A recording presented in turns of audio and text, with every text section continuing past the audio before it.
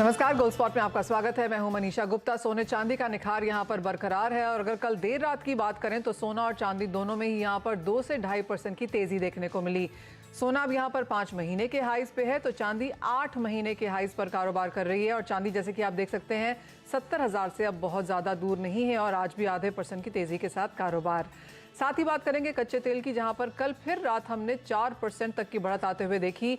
सोमवार की 3% की तेजी के बाद कल की ये बढ़त थी और आज बाजारों में एक फ्लैट तरीके से कारोबार होता हुआ, लेकिन $80 के ऊपर ब्रेंट अब भी बरकरार।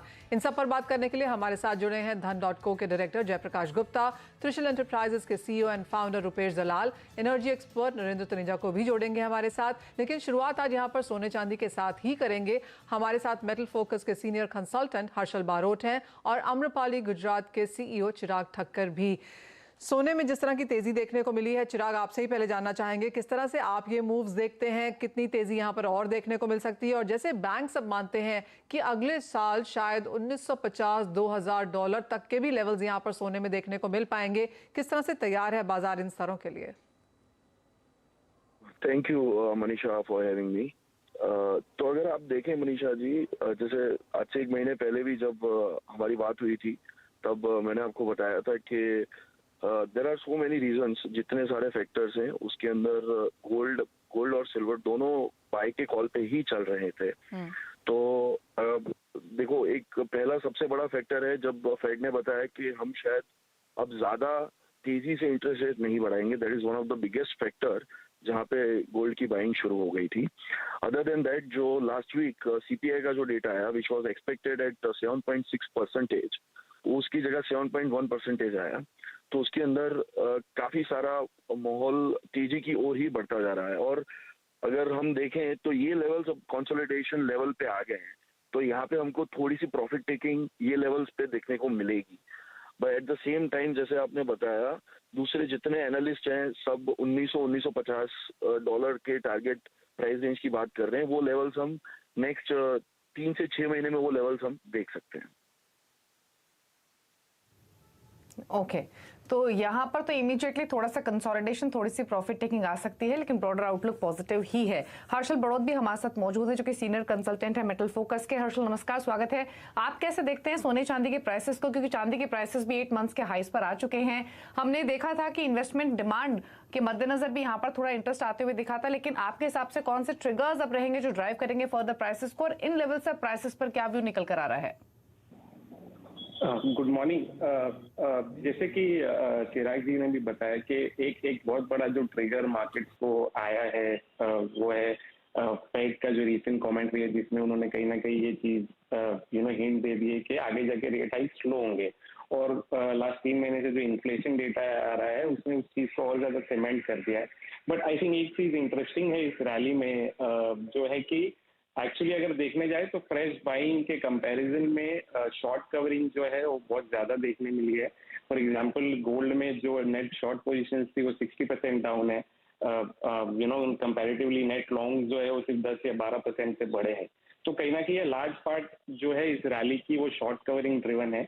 तो मुझे लगता है कि आई थिंक आगे जाके अब फेड जो आज की मीटिंग में क्या कॉमेंट्री देता है, क्योंकि मार्केट ने सो फार एक चीज फैक्टर इन कर दी है कि शायद यूएस इंटरेस्ट रेट की जो टर्मिनल रेट है वो 5% के ऊपर शायद नहीं हाइक होगी। बट जो डॉट प्लॉट आज रिलीज होगा और जितनी भी फेड की कमेंट्री हमने देखी है, कहीं ना कहीं फेड ने ये जरूर कहा है कि शायद जो टर्मिनल रेट है वो मार्केट एक्सपेक्टेशन से ज्यादा हो सकती है। तो आई थिंक वो एक नेगेटिव सरप्राइज डेफिनेटली मार्केट को आ सकता है। तो फिलहाल हम बहुत ही वेट एंड वॉच मोड में है। आई थिंक ये फेड का डिसीजन जो होगा बहुत ज्यादा क्रूशियल होगा। एज ऑफ नाउ मुझे नहीं लगता कि 1850 के पार गोल्ड की प्राइसेस जाएंगी। तो आई थिंक शॉर्ट टर्म में थोड़ा एक रेंज बाउंड या प्रॉफिट टेकिंग मूव डेफिनेटली देखने मिल सकती है। जी हर्षल, एक्चुअली हमने अगले पूरे साल की जो भी banks, brokerages, institutes, metal focus included, सभी के जो हमने आउटलुक निकाले हैं, फोरकास्ट निकाली हैं 2023 की, सबसे बेरिश मेटल फोकस की निकल के आती है, चाहे वो सोना हो या चांदी। सोने में तो आपका 1650 तक का लो जाने का भी व्यू है यहाँ पर। इतनी बेरिशनेस आप बाजार में कब तक, कैसे आता हुआ देखेंगे? तो मनीषा, हमारा जो फोकस है उसमें सबसे बड़ा की रीजन जो हम बेरिशनेस का देख रहे हैं वो जो है कि रियल इंटरेस्ट रेट यहाँ से कहाँ जाते हैं। तो मार्केट ने लार्जली ये चीज फैक्टर इन कर ली है कि इन्फ्लेशन यहाँ से नीचे जाने वाला है। अगर आप यूएस के 1 ईयर ब्रेक इवन देखें तो वो ये बताया था कि शायद नेक्स्ट 1 ईयर में यूएस इन्फ्लेशन 2.5% तक गिर जाएगा। और हमें ये लगता है कि फेड इतना जल्दी रेट कट नहीं करेंगे। मार्केट अभी एक्सपेक्ट कर रहे हैं कि शायद सेकेंड हाफ ऑफ 2023 में 50 बेसिस पॉइंट के कट भी हो सकते हैं। बट गिवन के एब्सोल्यूट इंटरेस्ट रेट के जो नॉमिनल लेवल जो इतने हाई है, एक ऐसा पीरियड आएगा जब इन्फ्लेशन गिर रहा है लेकिन इंटरेस्ट रेट जो है वो एलिवेटेड लेवल्स पे है, भले वो बढ़ नहीं रही है। तो ऐसे सिनारियो में रियल इंटरेस्ट रेट जो है वो बहुत ज्यादा पॉजिटिव होंगी। जो सबसे बड़ी एक डिसाइसिव फैक्टर होती है जब इंस्टीट्यूशनल इन्वेस्टर्स गोल्ड की तरफ देखते हैं, अगर आपको रियल इंटरेस्ट रेट पॉजिटिव मिल रही है तो आप एक नॉन यील्डिंग एसेट में नहीं इन्वेस्ट करेंगे। तो आई थिंक हमारी एक्सपेक्टेशंस अभी भी फिलहाल बरकरार है। तो आई थिंक वो सबसे बड़ा एक सेंट्रल थीम है जो हमारे बेयरिश आउटलुक के पीछे है। ऑलराइट, अगर इस साल की हम बात करें तो सोने की रेंज 1620 का हमने लो देखा अक्टूबर के महीने में और उसके बाद जो लगातार तेजी बनते हुए देखी है उसका सपोर्ट तो है ही, लेकिन इस साल का हाई भी 2050 के आसपास है। चिराग, सबसे बेरिश ऑफ कोर्स जैसे मैंने कहा मेटल फोकस है और सबसे बुलिश जो फोरकास्ट है वो सैक्सो बैंक की तरफ से आई है, जहां पर वो 2000 की बात तो कर ही रहे हैं और वो कह रहे हैं कि अगले साल के अंत तक 3000 के स्तर भी देखने को मिले तो कोई बहुत बड़ी बात नहीं होगी। आपकी स्क्रीन पे आप देख सकते हैं स्टैंडर्ड चार्टर्ड बैंक ने भी कहा है कि $2250 प्रति आउंस तक के लेवल्स भी सोना अगले साल में यहाँ पर छू सकता है।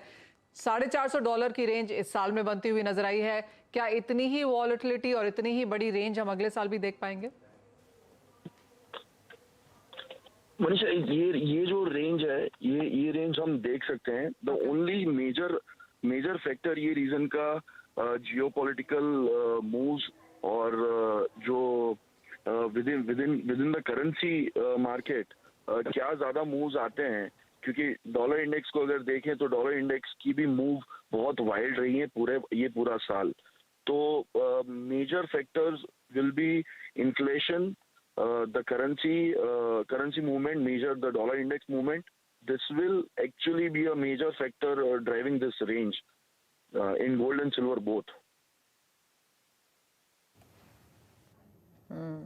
ओके, जय भी हमारे साथ बने हुए हैं, एक उनसे भी प्राइस आउटलुक ले लेते हैं और उसके बाद डिमांड पर भी चिराग का व्यू लेंगे। जय, आपका व्यू क्या है प्राइसेस पर, गोल्ड सिल्वर दोनों पर ही इमीडिएट बेसिस पे, और अगर ब्रॉडर आउटलुक है तो आपका क्या सजेशन है? इनफैक्ट जैसे बातचीत करेंगे चिराग, एक चीज और है, आपने प्राइसेस, ट्रिगर्स, इन सब फैक्टर्स की तो बात की है, लेकिन डिमांड इन्वेस्टमेंट हो या नेसेसिटी बाइंग हो, वो कैसी देखने को मिल रही है फिलहाल ऑनलाइन या फिर ऑफलाइन प्लेटफॉर्म्स पर, और क्या आउटलुक है डिमांड को लेकर? मनीषा जी, जैसे हम लोग एक डिजिटल गोल्ड प्लेटफॉर्म भी हम लोग चला रहे हैं, तो उसके अंदर we also allow our clients to sell. तो वो प्लेटफॉर्म पे जितने छोटे शुल्क के इन्वेस्टमेंट्स हैं वो सारे अभी प्रॉफिट टेकिंग मोड पे हैं। तो जैसे लास्ट एक महीने में जितनी भी प्राइसेस अप आई हैं, everyone has taken this price movement as a profit taking movement. So next एक महीने तक it will be very tough to say कि ये लेवल्स पे, ये प्राइस पे इन्वेस्टमेंट डिमांड कैसी आएगी। और जहां तक नेसेसिटी डिमांड की है तो we are at the corner of a wedding season.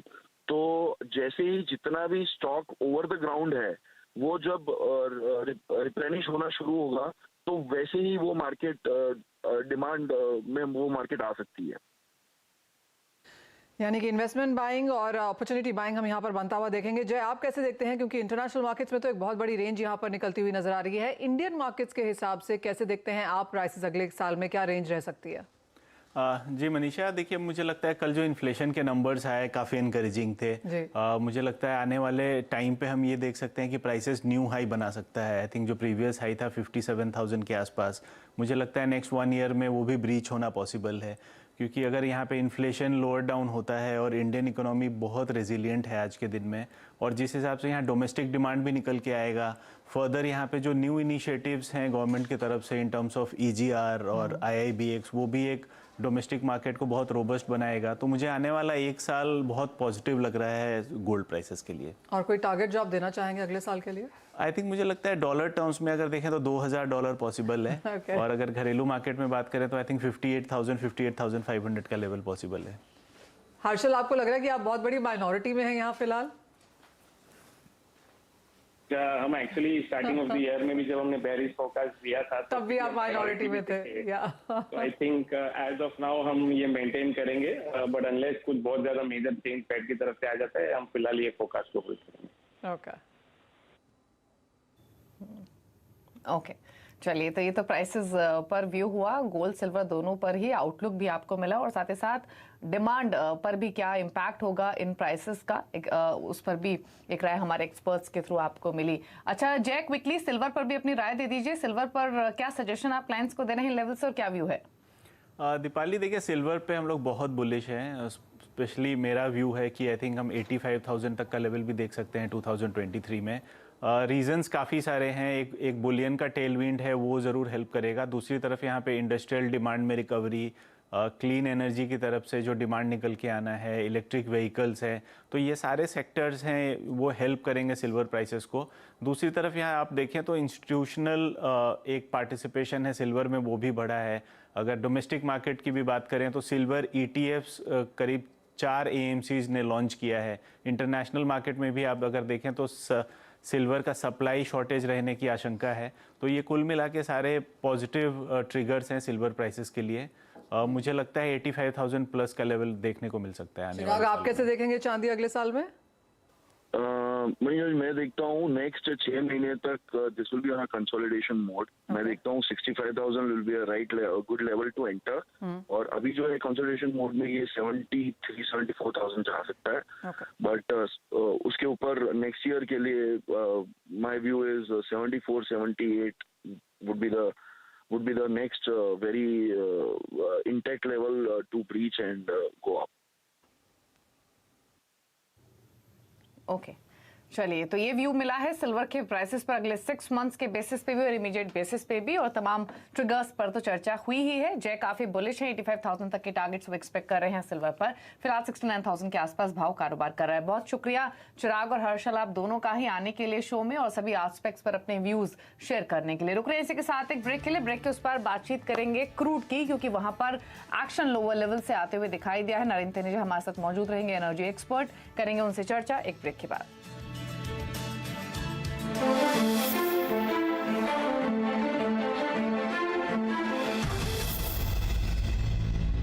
Monia Steel presents Majboot Stocks of the Day. हालांकि नोटबंदी के बाद ये माना जा रहा था कैश में लेन देन कम हो जाएगा, डिजिटल ट्रांजैक्शन ज़्यादा बढ़ेगा, लेकिन जिस तरीके से अर्थव्यवस्था की रफ्तार बढ़ती गई, कैश में लेन देन भी बढ़ता गया और 6 साल में करीब दोगुना हो गया है और जो 32 लाख करोड़ रुपए के आसपास पहुंच चुका है कैश सर्कुलेशन। तो कैश सर्कुलेशन जब बढ़ रहा है तो ये जानना बेहद ज़रूरी है किन किन हालात में आप कैश में लेन देन कर सकते हैं। कोहली साहब, किन किन हालात में हम लेन देन कर सकते हैं और किन किन हालात में पाबंदी है? बिल्कुल, देखिए यूँ तो 32 लाख करोड़ का कैश इन सर्कुलेशन इस समय अर्थव्यवस्था में है और बहुत नामों से वो एक हाथ से दूसरे हाथ में जाता है। और हम जिन 2 सेक्शंस पे आज ध्यान देना चाह रहे थे उसका नाम है सेक्शन 269SS और 269T, और इन सेक्शंस के अंतर्गत लक्ष्मण पेनल्टी लगती है। अच्छा। अगर आप कैश 20,000 से ऊपर कैश लेन देन करते हैं तो पेनल्टी लगती है। होता क्या है कि आपने किसी को लोन दे दिया, किसी ने पैसा मांगा, भाई मुझे 40,000 रुपए चाहिए, आपने कैश निकाला घर से दे दिया, या आपने किसी के पास जमा कर दिया, ये मेरा रख लीजिए, ये मेरा डिपॉजिट समझ के रख लीजिए, जब जरूरत होगी आपसे ले लूंगा, वगैरह वगैरह। तो इनके ऊपर रिस्ट्रिक्शन है आयकर में। अब हम कुछ ऐसे हालात बताते हैं जहां पर ये रिस्ट्रिक्शन लागू नहीं होती, क्योंकि जिन लोगों को ये पता है वो इसको सारे ट्रांजैक्शंस के लिए समझ लेते हैं। ऐसा नहीं है, ऐसा नहीं है, सबके लिए नहीं है। कुछ और छूट है। और कुछ लोग जो नहीं जानते हैं वो कुछ ऐसी जगह कर देते हैं जो नहीं करना चाहिए, तो इसलिए हम वो बता देते हैं जहां पर आप कर सकते हैं, तो इसके अलावा बाकी आप नहीं कर सकते।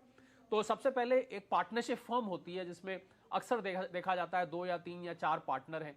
तो अगर कोई पार्टनर पार्टनरशिप फर्म से 20,000 रुपए से ऊपर कैश लेता है किसी भी काम के लिए, मान लीजिए खर्च के लिए या विड्रॉ कर रहा है, तो वो इस एक्सेप्शन में गिना जाएगा, यानी कि उसके ऊपर पेनल्टी नहीं लगेगी। और एक बहुत ज़रूरी बात लक्ष्मण, जो कि अक्सर देखा जाता है, मैंने देखा कुछ लोग फैमिली के बाहर जा रहे थे, घर में कुछ कैश रखा होता है सभी की ज़रूरत के लिए, वो उठा के अपने पड़ोस में कोई रिश्तेदार रहते थे उनके यहाँ रख के चले गए, भैया रख लो, घर में सेफ नहीं है, आपके यहाँ रख के जा रहे हैं, तो कैश रख के चले गए। अब इसको बोलते हैं कस्टडी। तो अगर आप किसी की कस्टडी में, रिश्तेदार की कस्टडी में कैश रख के जा रहे हैं तो यहां पर ये 269 SS और T की पेनल्टी नहीं लगेगी। इन दोनों हालात में आपको चिंता करने की जरूरत बिल्कुल, इन दोनों हालात में चिंता करने लेकिन की आपने जब रिश्तेदार की बात की तो मुझे ध्यान आया कि कई बार रिश्तेदार में लोग आपस में भी कैश लेन देन करते हैं। बेटा ने दे दिया, दामाद ने दे दिया, बेटी ने दे दिया, या फिर उनको दे दिया पिताजी ने। तो इस तरह कैश लेन देन पर भी क्या पाबंदी है कि नहीं? जी हाँ लक्ष्मण, कुछ कोर्ट की रूलिंग्स आई हैं जिसके अंतर्गत ये एक्सेप्शन सामने आती हैं। और सबसे जो मशहूर और सबसे आम होने वाला जो लेन देन होता है वो होता है पति पत्नी के बीच में। अब पत्नी साहिबा ने मांगा या पति ने कुछ मांगा तो उन्होंने अपना कैश निकाला जेब से और दे दिया 50,000 60,000, तो पति पत्नी की बात है। तो वहां पर ये नियम अप्लाई। वहां मान लीजिए पति कहने लगे पत्नी से लक्ष्मण कि भाई 269 SS में पेनल्टी लग जाएगी, हम तो आपको नहीं देते, तो घर में लड़ाई खड़ी हो जाएगी। तो मुझे लग रहा है इनकम टैक्स ने लड़ाई से बचने के लिए ये 269 SS की एक्सेप्शन दी है। इसी तरह आपका पुत्र आपसे पैसे लेके जाता है, 20-30 हजार रुपए लेके जाता है, 20,000 से ऊपर ले जाता है, मैं अगर लिमिट की बात करूं, वहां नहीं लगेगा। एक केस ऐसा भी आया लक्ष्मण जहां पर एक दामाद साहब ने अपने ससुर साहब के बिहाफ पे, या ससुर साहब ने दामाद साहब के बिहाफ पे कोई कैश में प्रॉपर्टी बुक कर दी, उनके बिहाफ पे बुकिंग कर दी, उनसे एक तरह से लोन हो गया, तो वहां पर भी एक्सेप्शन है। तो कहने का मतलब है जहां पर लोन लिया हुआ है, डिपॉजिट है और नजदीक की रिश्तेदारी है, या कोई ऐसे हालात बन रहे हैं कि आप कैश के अलावा और कोई मोड एक्सेप्ट ही नहीं कर सकते और आप उसको प्रूव कर पाते हैं, तो वहां पर ये एक्सेप्शन बन के सामने आता है। तो बिल्कुल ये सही बात है कि इनकम टैक्स बहुत गहराई में जाके जांच करता है, लेकिन कम से कम पारिवारिक मामलों में दखल नहीं देता है। बिल्कुल नहीं देता है।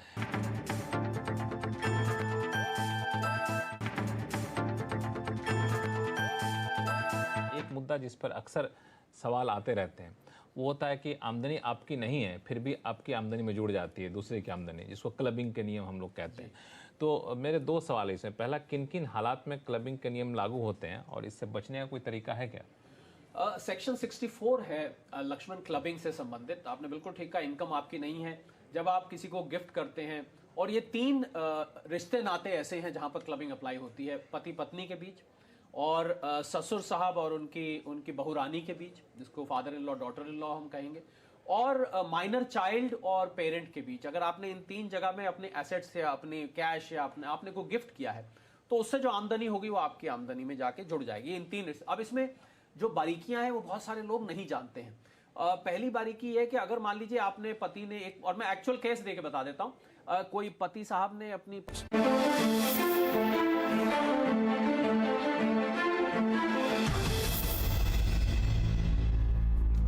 आप देख रहे हैं कमोडिटी राउंडअप पर। बात करेंगे कच्चे तेल की, जहां पर हमने लगातार तीसरे दिन तेजी आते हुए देखिए। कल $81 के ऊपर भी भाव गए थे और अभी भी $80 के ऊपर ब्रेंट कारोबार कर रहा है। हमारे साथ नरेंद्र तनेजा मौजूद हैं। तनेजा जी नमस्कार, स्वागत है आपका। हालांकि जो रेंज आपने बताई थी, जो रिसेंटली आपसे बातचीत हुई थी, उसी रेंज में कारोबार कर रहा है, लेकिन एक लगातार गिरावट के बाद लोअर लेवल से रिकवरी आई है और कई सारे फैक्टर्स है जिसने सपोर्ट किया है। चाइना का रीओपन एक ट्रिगर है जहां पर डिमांड बढ़ने की उम्मीद है। आप क्या ट्रिगर्स अब देख रहे हैं जो ये रिकवरी दिखी है, और कितना ऊपर ले जा सकती है कच्चे तेल के भाव को?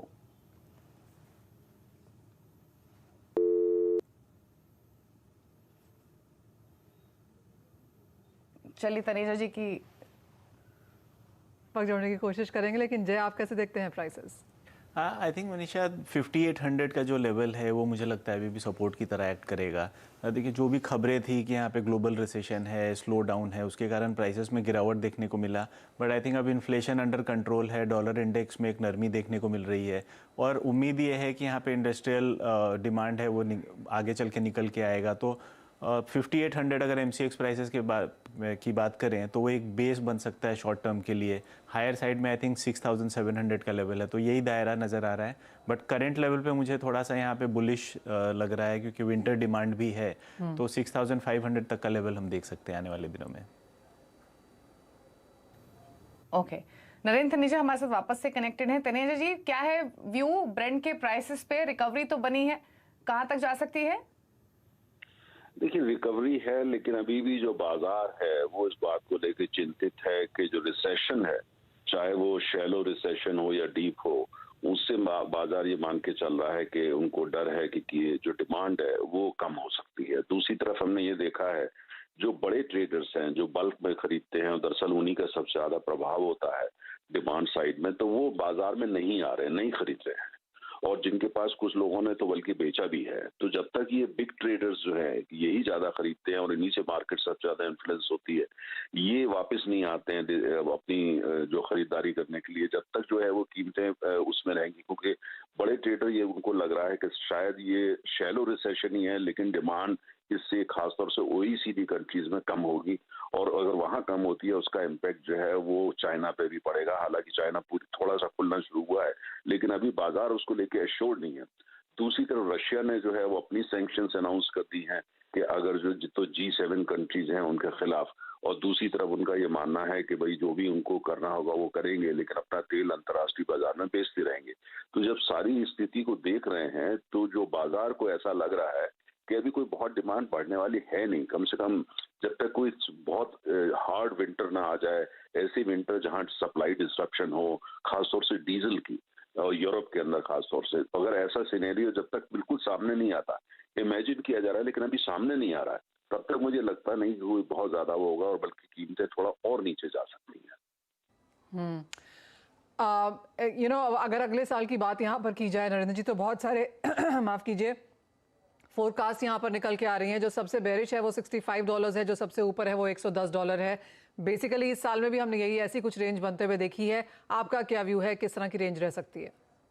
मैं इसको ये कहूंगा कि तेल की कीमतें आने वाले समय में क्या होगी, हम लोग अंदर बोलते हैं, बाहर नहीं बोलते, कि ब्रह्मा भी नहीं जानता, किसी को नहीं पता। लेकिन इतना जरूर है कि जो जितना इन्वेस्टमेंट होना था अपस्ट्रीम में वो हुआ नहीं है। जबकि मार्केट जो है अगर सैलो रिसेशन होता है तो वो मेरे ख्याल से मार्च और अप्रैल तक थोड़ा सा ठीक होने लगेगा। चाइना वापस आ सकता है, भारत की डिमांड भी अगर 7% होती है तो यहाँ भी डिमांड बढ़ सकती है। तो कुल मिलाकर के मुझे ऐसा लगता है कि 23 में तो तेल की कीमतें ऊपर की तरफ जाएंगी, और इससे अगला साल खत्म होते होते दिवाली और क्रिसमस के आसपास तो तेल की कीमत जो है बहुत ही $100 के आसपास जो है वो कम से कम एवरेज निकल के आ सकता है, और 110 भी आ सकता है।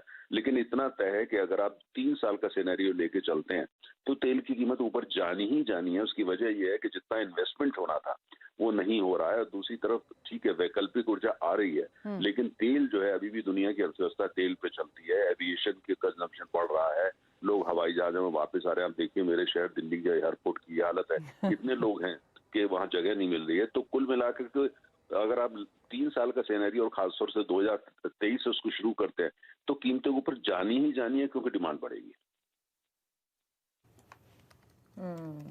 जी, तो लॉन्गर टर्म में तो कीमतें ऊपर ही जाएंगी। हाँ, लेकिन अगला साल भी जो एवरेज रहेगा वो $110 के आसपास रहेगा। वॉल्टिलिटी तो रहेगी, मिस्टर तनेजा ने पहले भी मेंटेन किया है, और इमीडिएट बेसिस की बात करें तो प्राइसेस ऊपरी लेवल पर शायद ना टिकते हुए दिखाई दें। शुक्रिया मिस्टर तनेजा आपका। लेकिन क्विकली रुपेश का भी एक व्यू ले लेते हैं। रुपेश, क्रूड पर क्या कमेंट्स हैं आपके, क्या स्ट्रैटेजी रेकमेंड कर रहे हैं अपने क्लाइंट्स को? उनके लिए मुझे ऐसा लग रहा है, जिसे बताया 58,800 बेस लेवल लग रहा है, तो मतलब वो लेवल पे से ऊपर रहेगा तब तक उसमें वो अपवर्ड ही ट्रेंड रहेगा। सो ओवरऑल अपवर्ड ही ट्रेंड लग रहा है क्रूड ऑयल में। Rupesh, of course agro non agro में तो यहाँ पर काफी उठापटक है यूएस फेड की मीटिंग से पहले, लेकिन एग्रो कमोडिटीज में आप कोई ट्रेड यहाँ पर लेना चाहेंगे, चाहे वो कॉटन है, गुआर है, जहाँ पे आपको लगता है कि एक मूवमेंट देखने को मिल पाएगी? मुझे लग रहा है jeera should be the pick next 2 days के लिए। अभी ऑलमोस्ट गोल्ड पोस्ट की तरफ आ गया है। मार्केट की जो एक्सपेक्टेशन था 27,500 ऑलरेडी 27,000 तक आ गया है। Weather is also not favourable for the new crop. तो ओवरऑल मुझे लग रहा है अभी कोई देखना है 27,500 का लेवल, जो बहुत टाइम से ट्रेडर्स एक्सपोर्टर्स और लोग देखना की चाहे कि एक बार 27,500 का लेवल देखना चाहिए। मुझे लग रहा है ये नेक्स्ट 2 to 3 सेशन में एक बार 27,500 दिख जाएगा। ओके, चलिए, तो ये आपको स्ट्रैटेजी मिली है स्पाइसेस पर, जीरे पर स्पेशली यहाँ पर रुपेश ने व्यू दिया है। चलिए, शो को समेटने का वक्त है। शुक्रिया जय और रुपेश आप दोनों का ही आने के लिए और अपने व्यूज देने के लिए अलग अलग कमोडिटीज पर। रुक रहे हैं इसी के साथ एक ब्रेक के लिए। मुझे मनीषा जी को दीजिए इजाजत। ब्रेक उस पर आप देखिए फ्यूचर एक्सप्रेस। नमस्कार।